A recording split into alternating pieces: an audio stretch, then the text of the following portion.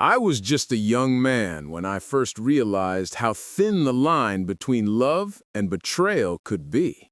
You see, folks, life has a funny way of teaching you lessons you don't notice until it's too late. I want to tell you about Ravi and Mira, two people whose love stories seemed as classic as the Beital stories we used to hear back in the day, full of charm and laughter. And then darkness crept in. It all started one crisp autumn evening. I remember it clearly, like the golden sun reflecting off the old town's red brick walls. Ravi, a man with a quiet confidence, had this habit of tipping his hat whenever he passed someone he knew. Mira, on the other hand, had this laugh that could make the coldest heart feel warm. They were the kind of couple everyone in the neighborhood looked at and thought, "Ah, young love. It'll last forever." But you know, my friend, forever is a tricky thing. It's not about years, it's about moments. And sometimes one wrong choice can twist a lifetime of moments into a tale you can't easily forget. Ravi had been working at a small antique shop downtown where the smell of old wood and leather filled every corner. He liked things that carried stories, things that whispered secrets if you listened close enough. Mira, on the other hand, was studying literature at the community college, always scribbling in her little leather-bound journal, pen moving faster than most could read. They were drawn to each other by curiosity, not the kind of blind passion you read about in novels, but the kind that grows slowly, carefully, almost like a vine wrapping around a tree. The first time I met Ravi, he was fixing a broken watch behind the counter. I asked him, "Ever think about why people trust time?" He laughed, and I swear that laugh could light up a room. "Time," he said, "is just a thief in disguise. It gives you moments, and before you know it, it takes them away." Little did I know then that line would echo in my mind years later when the whole truth came out.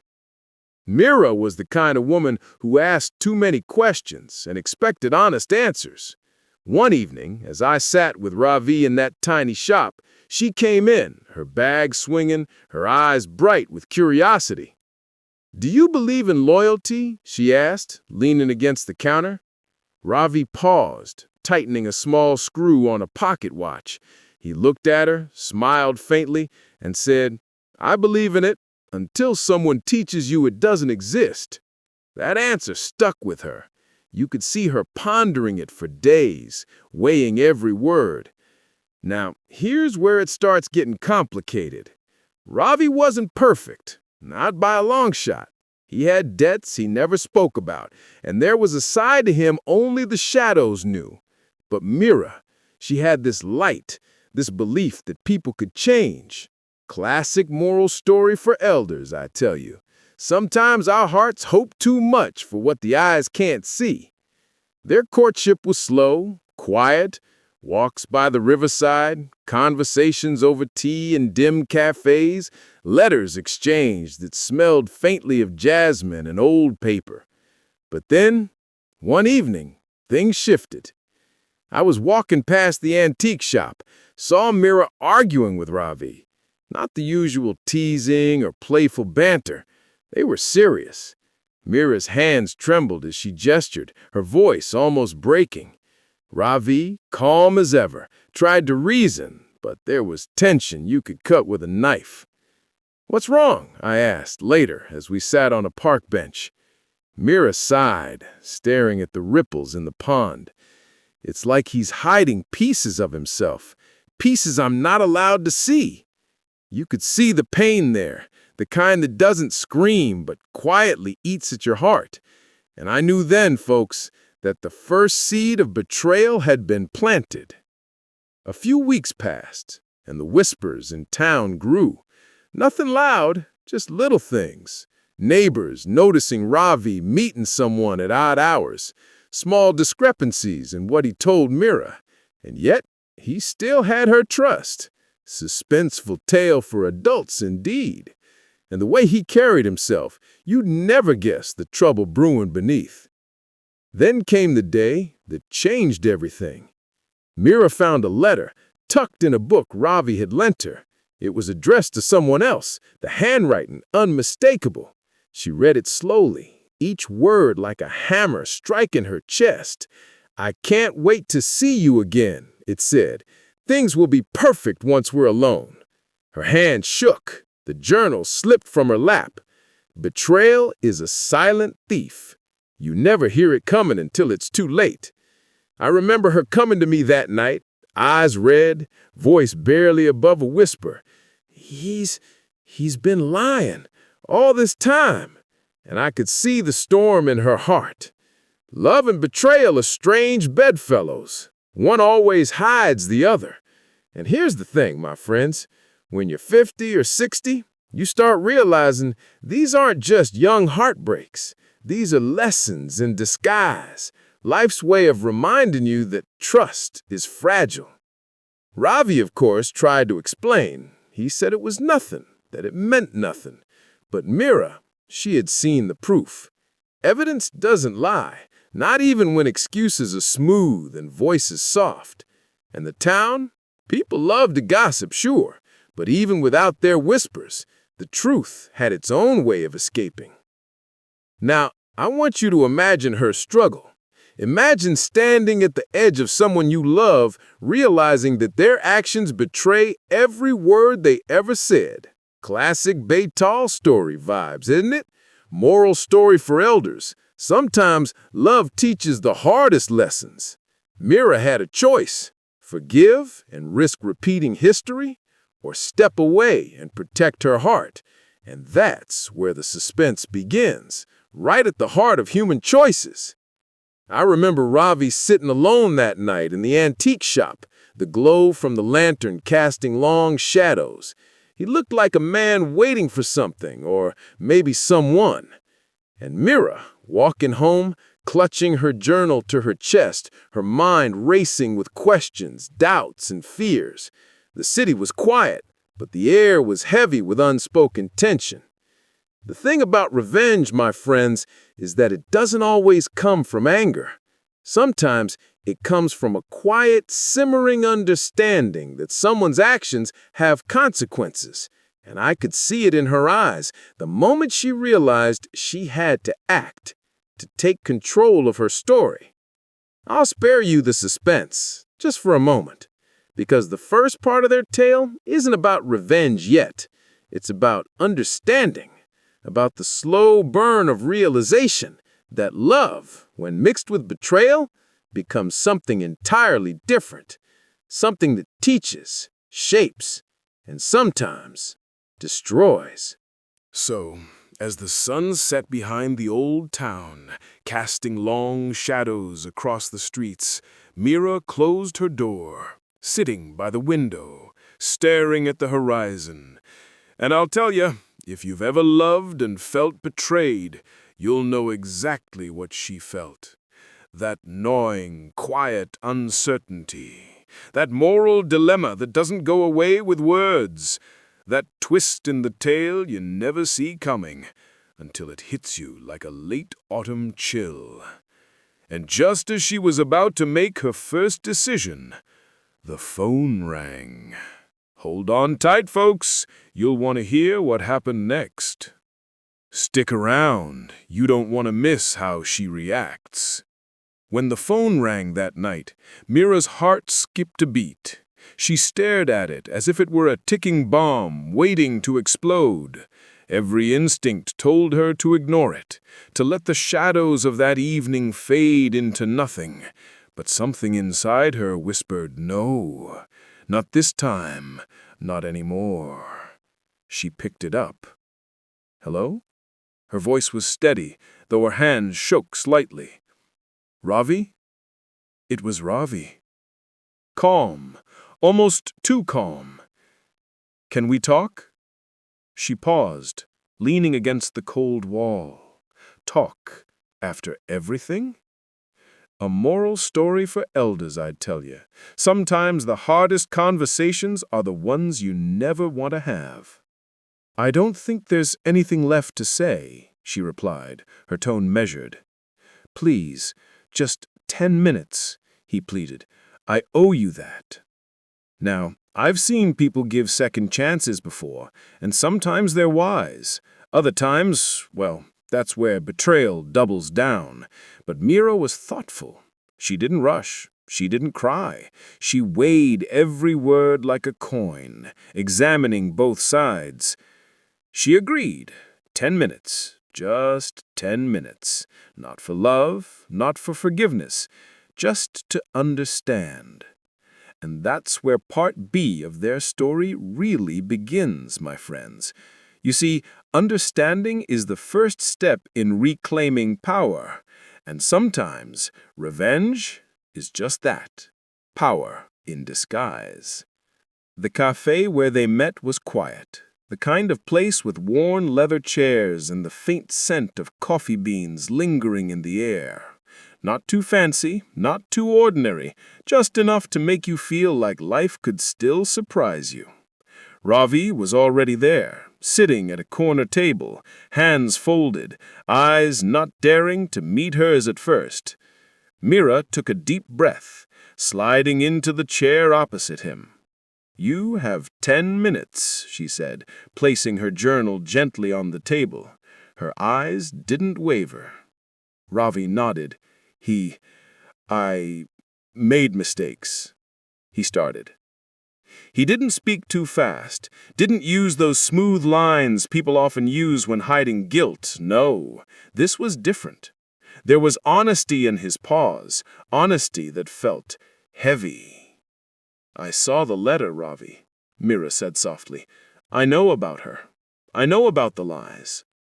He flinched, and I swear you could see every regret forming in his eyes. It wasn't supposed to happen like that. I never wanted to hurt you. I thought I could control it. Control. The illusion we all chase in life. Folks, here's a moral lesson tucked neatly in their exchange. Control is never guaranteed. People are unpredictable. Emotions even more so. And love is both a gift and a gamble. Mira listened, her mind racing, but her voice remained calm. You see, Ravi, love isn't just words or promises. It's actions, repeated over time. You broke that. And yet, you expect me to just sit here and believe you? He swallowed hard. I want to make it right. I'll do anything. She held up a hand. No. You need to understand first. You need to know what it's like to have someone trust you completely and have that trust shattered. There it was, the first hint of her taking the reins. Revenge, my friends, doesn't always come with fire and anger. Sometimes it comes with quiet calculation, the kind that makes people rethink their entire lives. She leaned back, staring out the window at the fading sunlight. Do you know what the hardest part is? It's not the betrayal.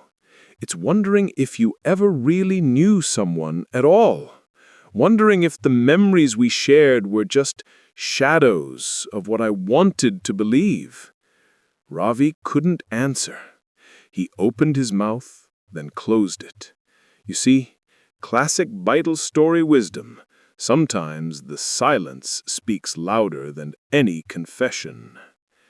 And here's where Mira started her plan, not out of malice, but out of self-respect, out of the understanding that people who break trust must face consequences. She didn't lash out, didn't threaten. She began collecting evidence, documenting inconsistencies, noticing patterns. A moral story for elders. Sometimes revenge is simply seeing clearly what others want to hide. Over the next few weeks, Mira acted like a quiet storm. She smiled when she needed to, engaged in conversations, but her mind was always calculating. Each meeting with Ravi was carefully observed, each excuse, every hesitation meticulously noted. and the town, they noticed the change.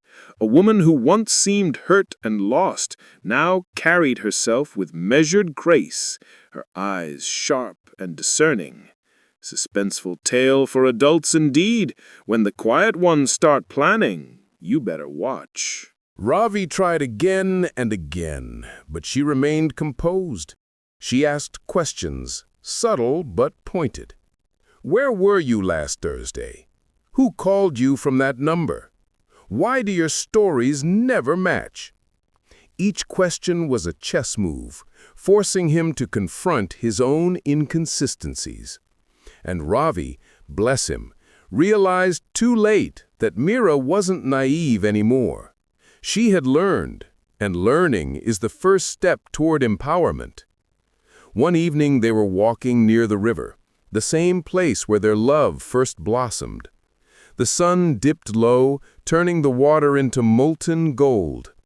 Ravi tried to reach for her hand. She let him, but only briefly. Then she pulled away. "You know," she said softly, "you taught me something, Ravi, about trust, about deception, about consequences." She paused, letting the words sink in. "And now, it's my turn to act carefully, to decide what I will allow into my life." At that moment, Ravi understood something vital. This wasn't a young woman scorned. This was a woman who had looked betrayal in the eye, studied it, and decided her path carefully. That realization alone was a kind of revenge, a moral weight he couldn't easily bear. But Mira didn't act rashly. She didn't storm off or yell.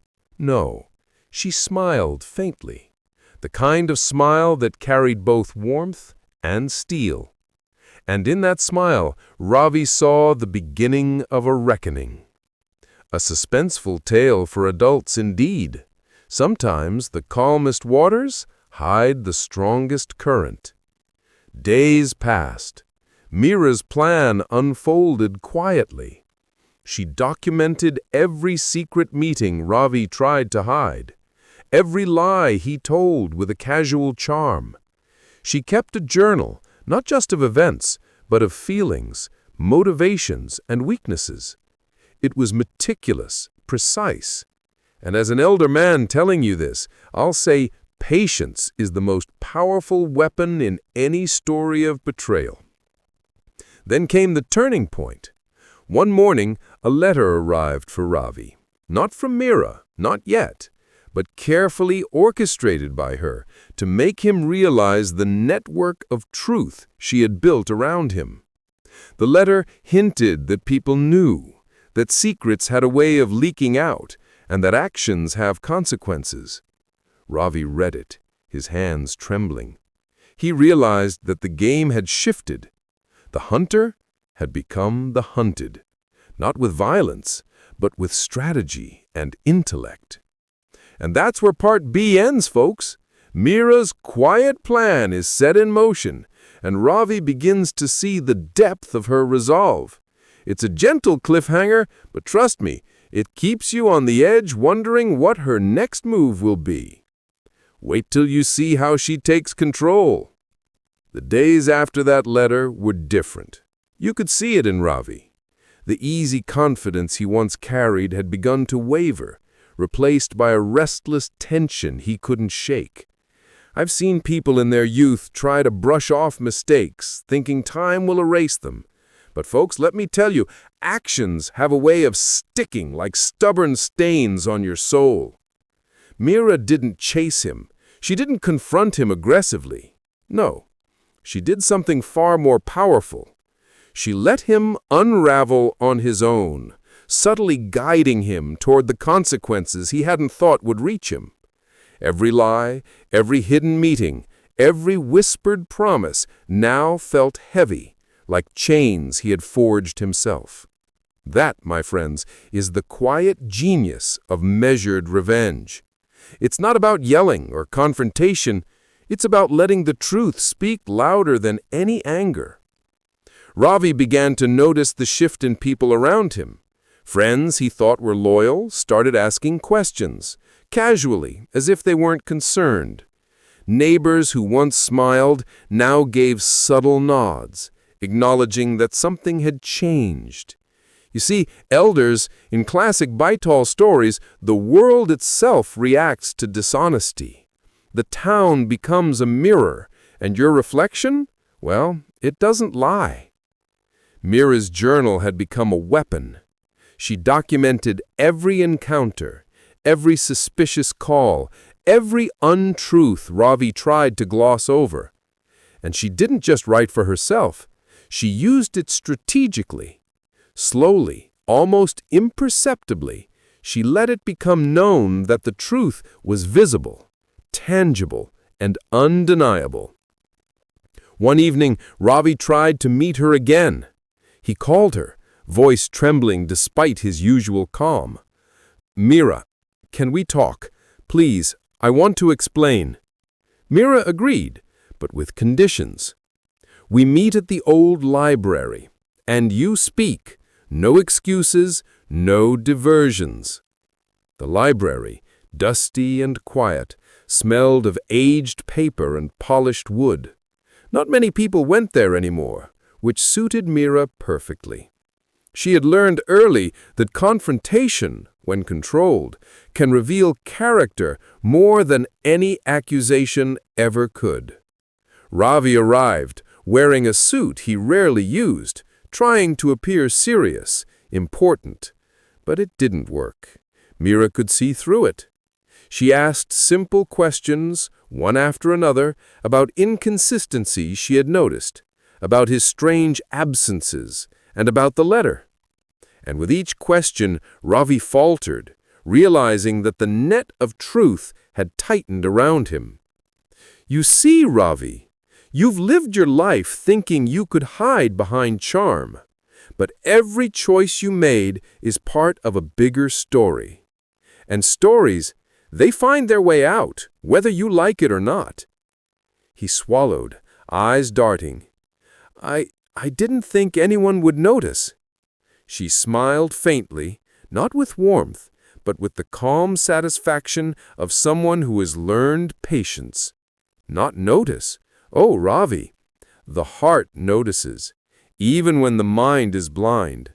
Even when people pretend everything is fine, hearts remember. And right now, yours is remembering too late." Now here's the moral twist, folks. Mira didn't humiliate him publicly. She didn't shout or create a scene. Instead, she forced reflection. That's a moral story for elders. Sometimes the most effective revenge is the one that makes a person confront their own conscience. And Ravi, for the first time, felt the weight of his decisions pressing down on him. Days turned into weeks. The tension between them was like a taut string, vibrating with every interaction. Mira began to subtly change her social circle, aligning with people she trusted, while Ravi started realizing how isolated he had become. Isolation, my friends, is the quietest form of reckoning. You don't hear it coming, but when it arrives, it forces you to face yourself. One night, Ravi tried to visit the antique shop. He wanted to speak to Mira, perhaps even plead for forgiveness, but she wasn't there. The shop was closed, the lights dim. A small note lay on the counter. "Ravi, reflection takes time. Use yours wisely." Classic Baital story suspense, I tell you. Simple words, yet heavy with meaning. Ravi stared at it for minutes, feeling the full impact. No shouting, no drama, just a calm, measured reminder that his actions had consequences. And in that moment, he understood something crucial. Mira wasn't acting out of vengeance for pain. She was acting out of principle, of wisdom, of understanding the true value of trust. The moral dilemma deepened when Ravi realized that his own life had begun to unravel in ways he hadn't anticipated. Small failures at work, friends drifting away, even a sense of restlessness that he couldn't shake. It wasn't punishment from the world, it was the natural consequence of betrayal. And Mira quietly had orchestrated it, not through malice, but by simply holding up a mirror. But here's where the clever twist comes in. Ravi discovered something unexpected. One of the people he had trusted implicitly had started sharing the truth with others. Subtle hints, casual remarks, nothing that directly named names. Yet the ripple effect began. People he had thought loyal were starting to doubt him. And Ravi, for the first time in years, felt powerless. Suspenseful tale for adults indeed. Sometimes the most devastating revenge comes not from direct action, but from allowing truth to spread naturally. Mira, meanwhile, remained calm, composed. She never celebrated his discomfort. She simply lived her life, confident in her choices and patient. And that patience, elders, is often the most formidable weapon in any story of betrayal. Then came the day Ravi realized he had one chance to make amends or lose everything. He called Mira, voice strained, asking for a meeting. This time, she didn't respond immediately. Instead, she left him waiting, forcing him to confront his own anxiety, to understand the depth of the chaos he had created. When she finally agreed, it was not for reconciliation, but for closure. "Ravi," she said, sitting across from him in the quiet cafe, "I want you to understand something. This isn't about punishment. This is about consequence. You acted without considering the weight of trust, and now you must bear it." He nodded slowly, finally grasping the depth of his mistake. For the first time, he didn't argue, didn't deflect. He simply listened. And in that silence, the power of Mira's quiet revenge became crystal clear. It wasn't public shaming or anger. It was the awareness, the reflection, the slow understanding that betrayal has consequences that no charm can erase. And the final twist in Part C came subtly. Ravi realized that Mira had always been several steps ahead. Every move he thought was unnoticed, every lie he thought buried, she had already accounted for. And she hadn't acted impulsively. She had let him stumble into the consequences naturally, teaching him the hardest lesson of all. Trust, once broken, reshapes everything. As they parted that day, the tension didn't disappear. It lingered like the last note of a song. But it wasn't bitterness that hung in the air. It was understanding, respect, and the quiet satisfaction of someone who had reclaimed control without losing dignity. And just as Ravi turned to leave, Mira whispered, almost to herself, "Some lessons take a lifetime to learn." The shop had changed. Not physically, of course. The same scent of old wood and leather lingered, but its energy had shifted. Where there had been warmth and familiarity, there was now quiet dignity, a sense that something important had moved beyond him. And there, sitting by the counter with her journal, Mira looked at him with calm clarity. "Ravi," she said softly, "I hope you understand now. It's not hate that drives me. It's understanding, wisdom, and the right to protect one's own heart." He nodded, words failing him. That in itself was a lesson. Sometimes acknowledgement is the only remedy. A moral story for elders, you see. True realization often comes quietly, without dramatic confrontations. Then came the final twist, the clever move Mira had kept for last. She had arranged for Ravi's hidden mistakes, subtle debts, broken promises, unspoken betrayals to come to light through a careful mix of evidence and revelation without resorting to public humiliation. Friends, neighbors, even colleagues began seeing patterns they had ignored before. Slowly, Ravi's world shifted. He faced the consequences not as punishment, but as natural results of his actions. And every time he tried to deny, to charm, or to manipulate, Mira's calm presence reminded him that the truth had already taken root. She didn't speak much during this period. Instead, she lived, worked, and shared her wisdom with those around her, quietly reinforcing her integrity. Suspenseful tale for adults, indeed.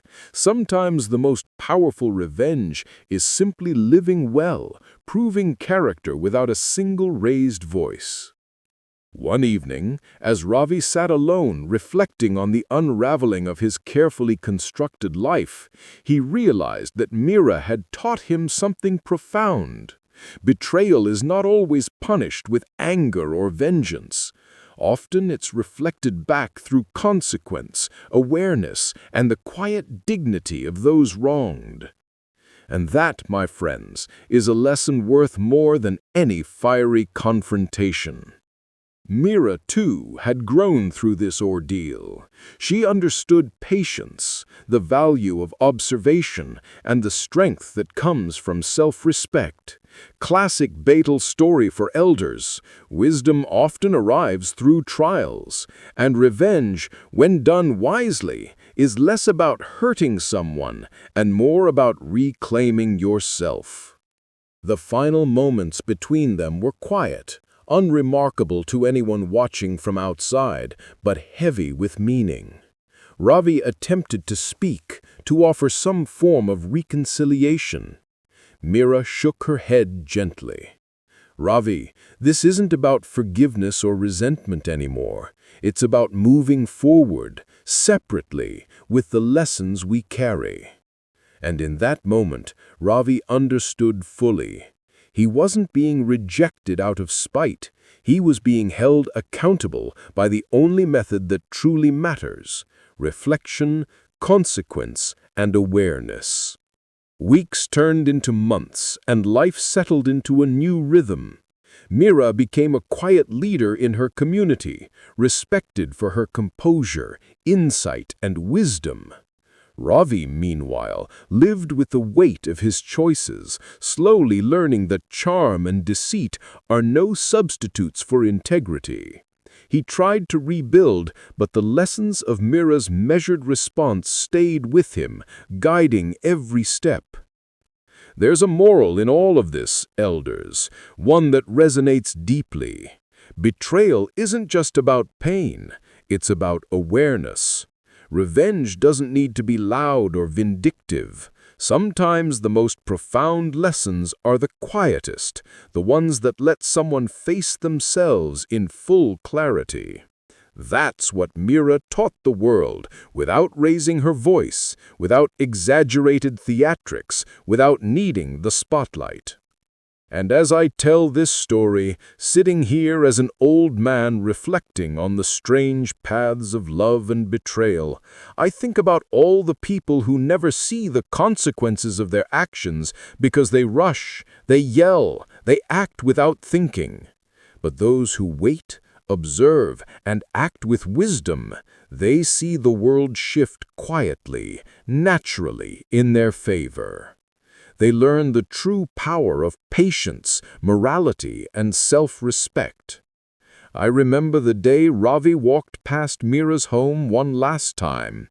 He didn't call, didn't knock. He just nodded faintly, a silent acknowledgement of the woman who had taught him the hardest lesson of his life. And Mira, standing by the window, smiled softly. Not with triumph, but with the satisfaction that comes from knowing you stayed true to yourself. The town resumed its rhythm, unaware of the intricate lessons that had unfolded in quiet corners and gentle exchanges. But for those who knew the story, it became a classic tale, whispered in cafes, shared among friends, and remembered as a moral story for elders. A suspenseful tale for adults, a reminder that love and betrayal are threads woven into the same fabric, and how you handle them defines the rest of your life. And so, as I sit here telling you this story, the lesson is simple but profound. Life teaches, betrayal teaches, and sometimes the quietest revenge is the most enduring. You don't need fire, or drama, or exaggeration. You just need awareness, patience, and the courage to act wisely. And in that reflection, Mira's story ends, not with anger, not with chaos, but with wisdom, dignity, and an unshakable sense of self. Remember this: patience and wisdom always win.